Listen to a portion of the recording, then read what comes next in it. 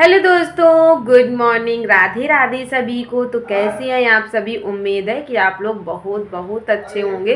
और जिन्होंने अभी तक मेरे चैनल को सब्सक्राइब नहीं किया है तो मेरे चैनल को सब्सक्राइब ज़रूर कर लीजिएगा और बेल बटन दबाना बिल्कुल भी मत भूलना, ताकि मैं कोई भी वीडियो डालूँ तो सबसे पहले आप तक पहुँचे। अगर सोनी कनपुरिया ब्लॉग आप लोगों को पसंद आए तो लाइक और चैनल को सब्सक्राइब करना बिल्कुल भी मत भूलना। चलो चलते हैं अपनी ब्लॉग की तरफ और बने रहिए हमारे वीडियो के लास्ट तक।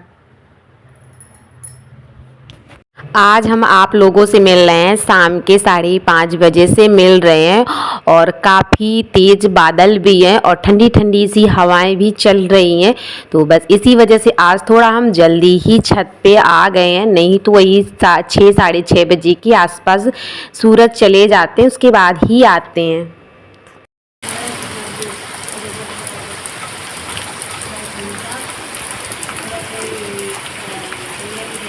फिर बाद बारिश थोड़ी देर ही 15 से 20 मिनट ही छत पे रुके थे और जैसे ही बहुत तेज़ की बारिश होने लगी थी तो फिर नीचे आ गए थे और कपड़े भी धुलने के लिए रखे ही थे, क्योंकि बारिश के टाइम पे हम कपड़े तभी धुलते हैं जब धूप निकल आती है। लेकिन धूप तो निकली, कल से निकल ही नहीं रही और आप लोग देख ही सकते हो कि अभी भी बारिश हो ही रही है। तो बस इसी वजह से यहीं धुल के कपड़े और यहीं नीचे ही डाल देंगे, ताकि थोड़ा बहुत तो पानी निकल ही जाएगा और जब कल धूप निकलेगी तब इनको उठा के हम धूप में डाल देंगे तो सूख जाएंगे। नहीं तो अगर काफ़ी कपड़े इकट्ठा हो जाते हैं तो फिर टाइम भी बहुत लगता है और फिर ज़्यादा कपड़े हो जाते हैं तो उलझन भी होने लगती है कपड़ों को देख देख के। इसीलिए हम ज़्यादातर कपड़े थोड़े थोड़े होते हैं और सबके एक एक करके निपटाते रहते हैं, तो हमारा काम भी जल्दी हो जाता है और ज़्यादा टाइम भी नहीं लगता है। और क्योंकि घर के डेली की तो कुछ ना कुछ नए नए काम होते ही रहते हैं, घर पे तो कभी काम ख़त्म होने का नाम ही नहीं लेता है। और रात को ही मैंने दाल भीगने के लिए डाल दी थी, तो उड़द की और मूंग की दाल दोनों ही डाल दी थी मैंने। तो इधर हमारे बन रहे हैं मूंग के मंगोड़े बन रहे हैं और मेरे घर में सबसे ज़्यादा ये मूंग के मंगोड़े ही पसंद किए जाते हैं। तो बस, और मूंग की दाल तो ज़्यादा फूलने में टाइम नहीं लगता है, तो उड़द की दाल को मैंने रात को ही भीगने डाल दिया था और मूंग की दाल को तो मैंने सुबह ही, जैसे ही 4:30 बजे उठे थे सुबह, तभी मैंने डाल दिया था। तो ये मूंग की दाल फूलने में ज़्यादा टाइम नहीं लेती है और जैसे ही लाइट आई थी मैंने तुरंत से मूंग दाल को पीस लिया था, क्योंकि सिलबट्टे में पीसने में काफ़ी टाइम भी लग जाता है और बच्चों को स्कूल भी जाना होता है, तो सुबह सुबह काफ़ी काम हो जाते हैं। इसलिए हम मिक्सी में ही डाल के पीस लिया था। नहीं तो दाल वगैरह जो भी रहती है इनको हम सिलबट्टे में ही पीसते हैं, क्योंकि सिलबट्टे में पीसने चाहे ये तो सब्जी हो या तो दाल वगैरह, जो सिलबट्टे में पीस के बनाने का स्वाद आता है उसका कुछ बात ही अलग होती है। तो हम ज़्यादातर सब्जी बनाते हैं तब भी प्याज मसाला सारा हम सिलबट्टे में ही पीसते हैं। जब मुझे बहुत ज़्यादा देर हो रही होती तभी हम मिक्सी का यूज करते हैं। मिक्सी में जल्दी तो हो जाता है लेकिन उतना अच्छा टेस्ट नहीं आता है। तो इधर हमारी चाय भी बनकर तैयार हो गई है और चाय के साथ साथ हमारे पकौड़े भी बनकर तैयार हो रहे हैं। और जब तक पकौड़े धीमी धीमी आंच करके हम इनको पका रहे हैं, धीमी आंच करके पकाने से अंदर तक पकौड़े अच्छे से बन जाते हैं। और पकौड़ों में मैंने प्याज वाले भी पकौड़े बनाए हुए हैं बच्चों को और मेरे हस्बैंड को, उनको प्याज के पकौड़े ही अच्छे लगते हैं। मूंग की दाल के साथ में प्याज के पकौड़े अच्छे लगते हैं और मुझे सिर्फ मूंग के ही अच्छे लगते हैं। तो मेरे घर में जितने लोग हैं उतने ही पसंद के मुझे पकौड़े बनाने पड़ते हैं। तो हस्बैंड को और बच्चे को मैंने प्याज मूंग की दाल मिला के मैंने बना दिया और अपने लिए बनाएंगे सिर्फ मूंग के ही बनाएंगे। और इधर बाबू की गाड़ी का आने का भी टाइम हो रहा है और कुकर में मैंने घुइयाँ चढ़ा दी है, जो कि मैंने उसकी भी मुझे सब्जी बनानी है। तो दोपहर के खाने की भी हम तैयारी साथ साथ में करते जा रहे हैं। और 3 चूल्हे की गैस है हमारी, इसलिए मुझे थोड़ा काम करने में और ज़्यादा आसानी हो जाती है। जो भी हमारे एक्स्ट्रा भी कुछ करना होता है गैस में तो साथ में उसको भी हम चढ़ा देते हैं, ताकि हमारी आलू वगैरह जो फ्राई करना होता है उसको भी कर लेते हैं। तो जब तक हमारी आलू घुइयाँ उबल रही हैं तब तक हम बाबू का टिफ़िन भी तैयार कर देंगे। और बाबू ने भी नाश्ता कर लिया है और इधर मैंने हस्बैंड को दे दिया है, तो इनको भी अपनी ड्यूटी जाना है, इसलिए नहा के आ चुके हैं और ये भी नाश्ता करके और ये भी अभी जाने ही वाले हैं, लेकिन बाबू थोड़ा जल्दी चले जाते हैं और हस्बैंड थोड़ा लेट जाते हैं। तो बस अब हम हस्बैंड के लिए ड्यूटी ना लंच ले जाने के लिए उनके लिए भी तैयार कर देते हैं। बाबू को अभी हम बस में छोड़कर बस आके और फिर से किचन में लग गए हैं और उनके लिए भी लंच बनाकर तैयार कर देंगे।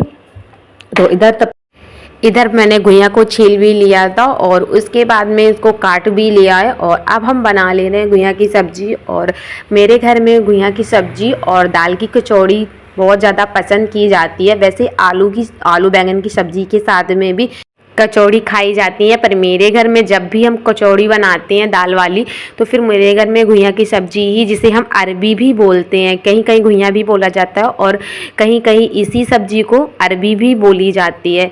तो अगर सोनी कनपुरिया ब्लॉग आप लोगों को थोड़ा भी पसंद आए तो लाइक ज़रूर कीजिएगा, क्योंकि आपकी एक लाइक से मुझे मोटिवेट मिलता है और वीडियो बनाने में मेरा और भी मन लगता है। तो प्लीज़ आप लोग लाइक ज़रूर कीजिएगा और चैनल को सब्सक्राइब ज़रूर कर लीजिएगा। और ये घुइयाँ की सब्ज़ी होती है, इसको बनाने में ज़्यादा टाइम भी नहीं लगता है, बस इसको हम अजवाइन और हींग और अजवाइन से ही बनाते हैं और तीखा अपने हिसाब से डालना चाहिए। तो मिर्ची भी इसमें डाल देंगे और इसमें अजवाइन डाल देंगे। अजवाइन को थोड़ा चटक जाने देंगे, क्योंकि अजवाइन जब अच्छे से चटक जाती है तो उसका जो कड़वापन होता है वो चला जाता है और जब सब्ज़ी खाई जाती है तो मुंह में जब पड़ती है तो फिर वो ख़राब नहीं लगती है खाने में। अगर अच्छे से चटक नहीं जाती है तो फिर वो कड़वापन रह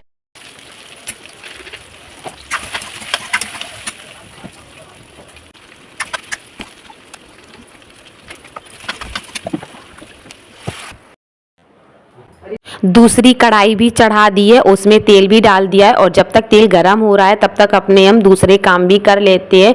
और दाल फ्राई करके अगर कचौड़ी बनाओ तो उसका टेस्ट बहुत अच्छा आता है और सबसे ज़्यादा आराम रहती है भरने की, क्योंकि जब हम आटा में दाल भरते हैं तो वो निकलती नहीं है, बहुत अच्छे से भर जाती है। और अगर कचौड़ी फट जाती है तो फिर तेल में निकालने में अंदर उसके तेल भर जाता है तो खाने में भी टेस्ट अच्छा नहीं आता है। तो बस इसी वजह से हम दाल को फ्राई करके ही कचौड़ियाँ बनाते हैं, तो भरने में भी आराम रहती है। और इधर अब हम सब्जी में डालने के लिए धनिया भी मैंने कट कर ली है और थोड़ा मैंने अरबी की सब्जी में हल्का सा पानी डाल के ही बनाया है, क्योंकि हमारे घर में इस तरह से